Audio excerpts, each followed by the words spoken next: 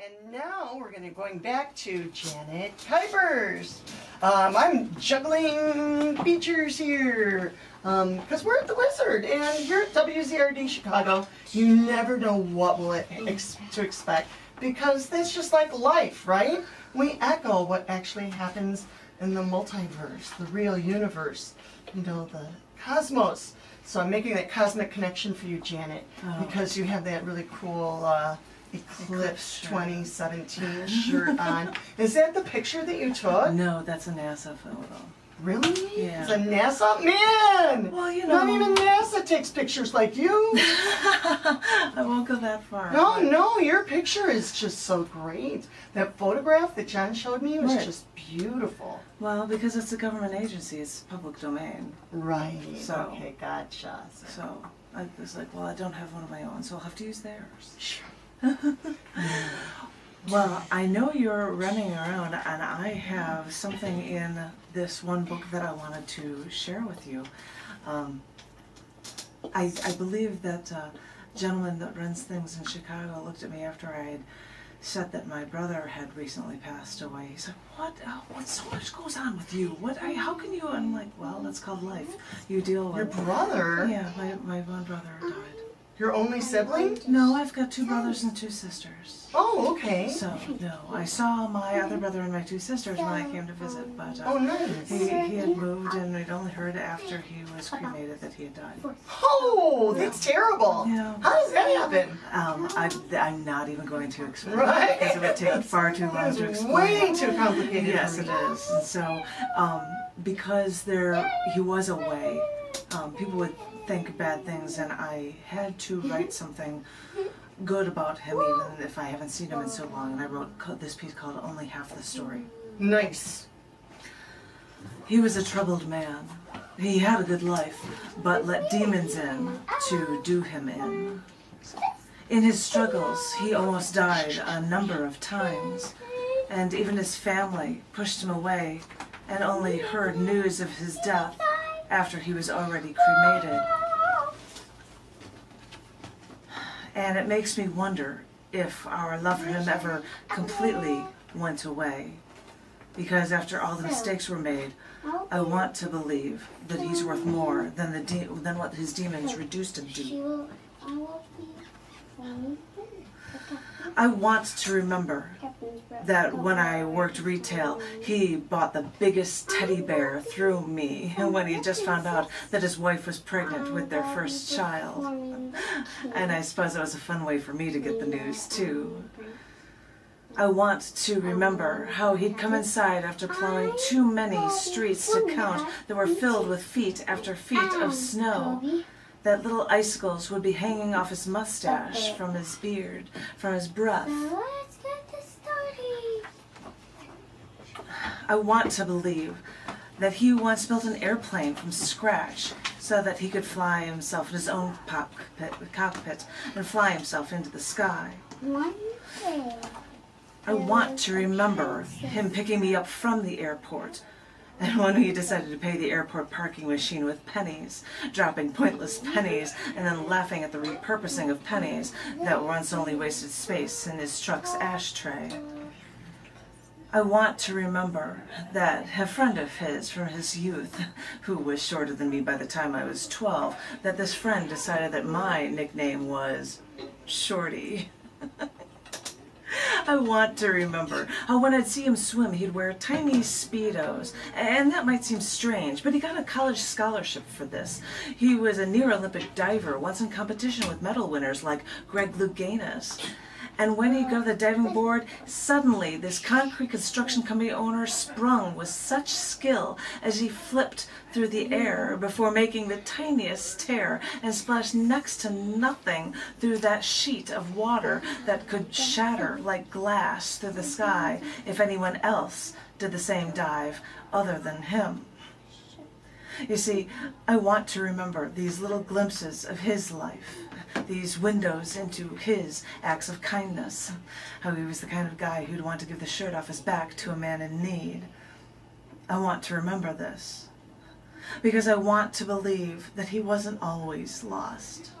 I want to believe that even though he erred We should no longer condemn him, God. but condemn the thing that did this to him. Yes. So I try to not remember the demons, but remember the man inside. I want to believe, and this is why I must remember. Yeah, wow, wow.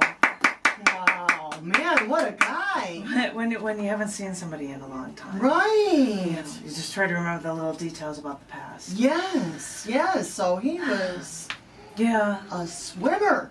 Yeah, He was a major got- athlete. He had First good got sense of called it was from my youth. He was 17 years older than me when I was Whoa, he was a great So- big brother. born. Yeah. Yeah. Most of my siblings were. I was very Oh, young. really? when- You were- yeah. What were you, the choo-choo? I You're was the the caboose. fifth. I was fifth. There was my brothers and sisters are 10, 16, 17, and 19 years old. Wowie, kazowie. Wowie kazowie, indeed. So. Yeah, they must named you Oops. You can always secretly say, "Oops, baby number 2," but that doesn't mean anything because they loved us and that's nothing like that. Yeah, They just make these that's silly it. jokes. Yeah. So once I was at an open mic and someone gave us blank cards, and they said, "Write a poem about this picture on this card." It was a drawing, and so based on this image, I wrote "Quieted Soul." Drop you in a strange house, in a strange land.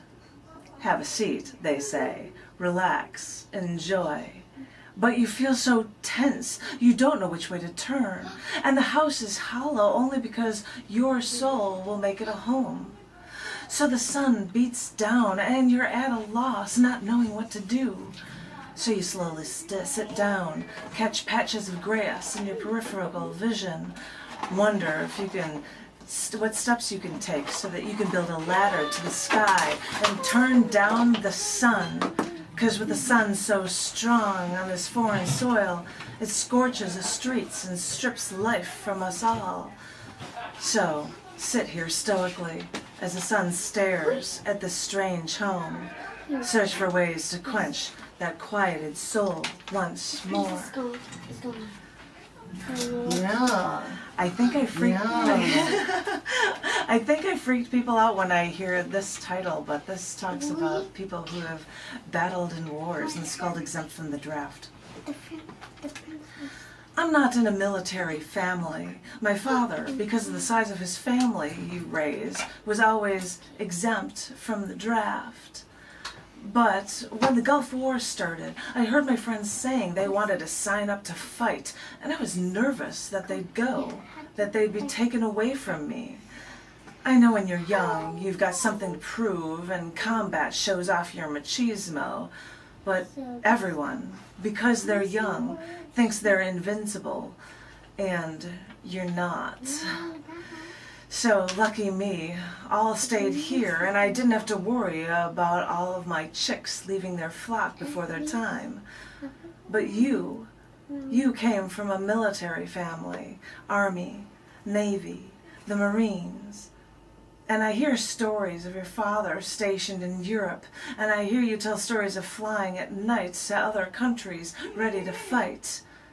And maybe I'm the one who likes to keep the ones I love too close to me.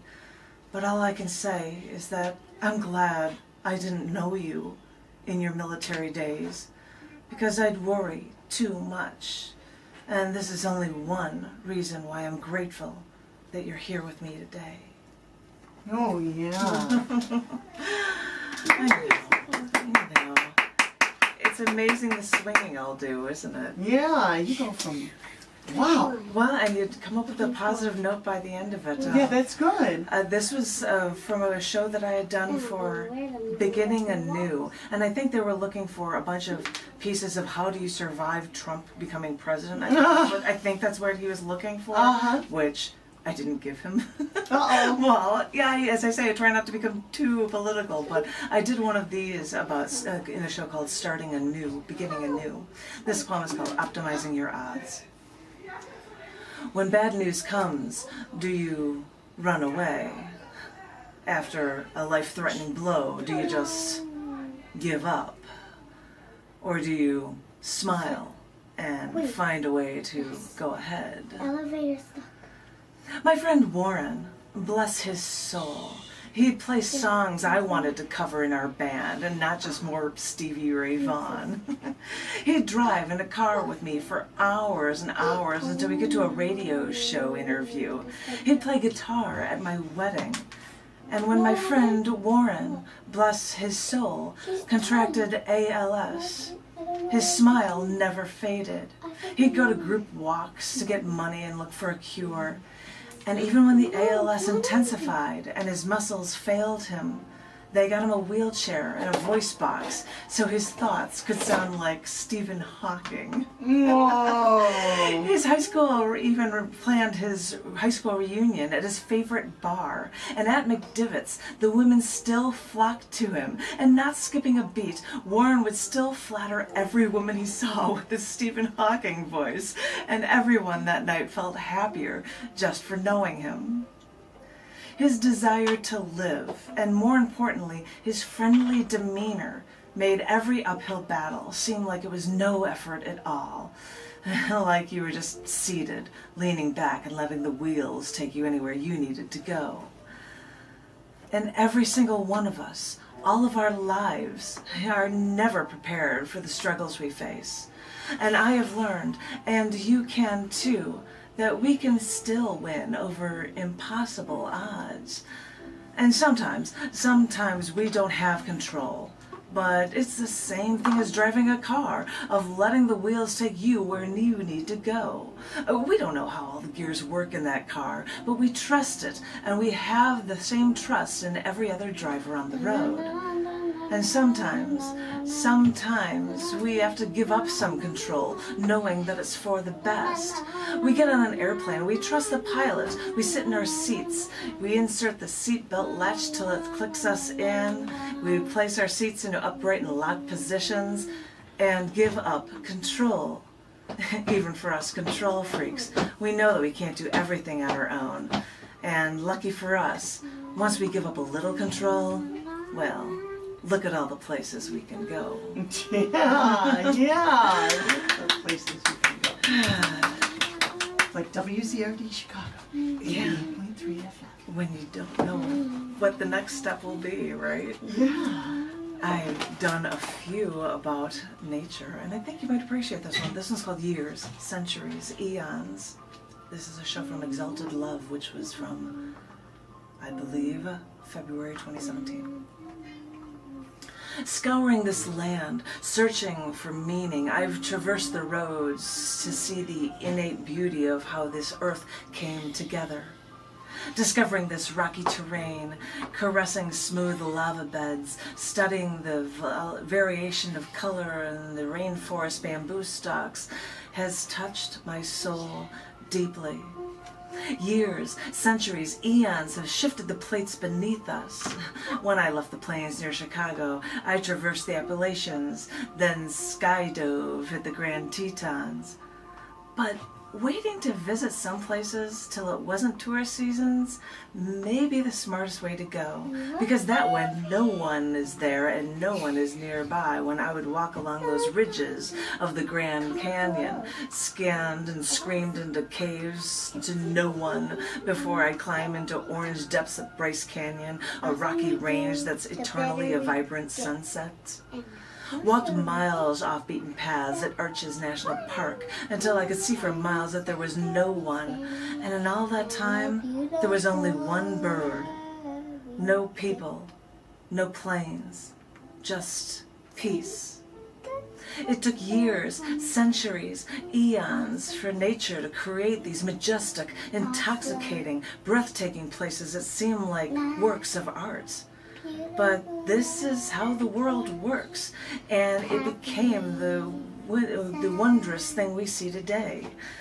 You might think, no, it can't be that good, not touched by the hand of man. But you've got it all wrong. It's possible to utterly, deeply, completely fall in love with the world, wholly, with every fiber of your being. You can adore, idolize this creation, if you just let nature take its course. Yeah. Yeah. you're such an admirer of nature and animals. You're a vegetarian, I'm a right? vegetarian. I also happen to adore and love the skyscrapers in Chicago at the same. It's amazing how you can just love too many things. Yeah. Yeah. And I can actually love my husband as well, which is why I'm going to read this one next. This Oh, one's good. Thank you. This one's called Only an Observer. I know I'm supposed to be the creative one, but I started my schooling in engineering. I say I'm a writer, I say I'm an artist, but I haven't known what to say to you. But I'd like you to understand that if I were a painter, I'd be Michelangelo and paint my love for you like it was a Sistine Chapel, our hands touching in the sky, like it was our Last Supper. What am I saying? Painting like Michelangelo. I'd probably paint like Jackson Pollock, calling splashings and drippings art. So maybe I'm not a writer, maybe I'm not an artist, maybe I'm an observer, like an astronomer, looking out into the universe, understanding what makes everything, everything. Because molecule by molecule, we originate from stardust. But outer space is a violent place. Violent explosions create the stars. Our Earth has earthquakes, avalanches, volcanoes, tsunamis, typhoons. And in all of this madness, somehow I found you. The journalist in me observed you. I came to you asking questions and broke your hardened shell. And with you I've walked on tops of glaciers, crouched down from the violent winds. With you I've watched solar storms from the Arctic Circle's aurora borealis. We've even taken a dance over, we've even watched a dance over Greenland from our window 40,000 feet in the sky. I've held your hand at the Great Wall of China. You've followed me retracing Darwin's steps. You've steered me clear of rattlesnake beds. You've shown me how to reload a gun magazines and how to hold an AR-15. Because I've seen galaxies collide. I've seen comets smash into planets. I've seen supernova and the death of stars. And in all of that, I found you. As I said before, I'm only an observer, but I found what I've been looking for. And with these observations, I thee wed, and I'll tighten my grip on your hand, because I'll never let you go. Aw, yay, John, you're so lucky. You're so lucky. Aw. I'm so lucky. The two of you together, just, aw. Heart songs, that's beautiful. Thank you. Oh my God, I don't know if I should be looking at her or looking at my husband. Should I look at my DJ or look at my husband? I don't know what to do. Would you like to hear more, my darling? Yeah, sure. Let's do one more, and then we really need to be wrapping it up. I got a whole mountain of PSAs I haven't done yet, Well, so I gotta. Then I guess I'm going to have to take one from a show that I did last year. The show was called Thoughts on Peace. And if anybody's interested in any of these things, if you go to Scars Publications, there's links to chapbooks. And I release chapbooks with every show, and they're online. So you can get all of these things as full chapbooks as well. And in the show of Thoughts on Peace is a poem called Queen Isis, Battling for Peace. Try to remember your breathing exercises. Inhale, exhale. The drive-by media, talking heads, hurl insults, hatred for either contender for the next president of the United States. See the screens ticket at the number of dead from the last mass shooting. Fort Myers, Dallas, Nice, Orlando, San Bernardino, Sandy Hook. Try to remember to focus on your breathing. Inhale. Exhale. The past floods you. Boston, Columbine, Waco, Wisconsin's Sikh temple. This breathing alone won't take on the terror when strikes hit Egypt. Remember the Egyptian goddess Isis, patronage of nature and wisdom. Her crown was actually a throne, the seat for her child, the pharaoh. Wait a minute. Get back to the breathing. Inhale. Exhale. Because the Islamic State of Iraq and Syria may mean evil, but those terrorists will never win when you have earth and sky on your side.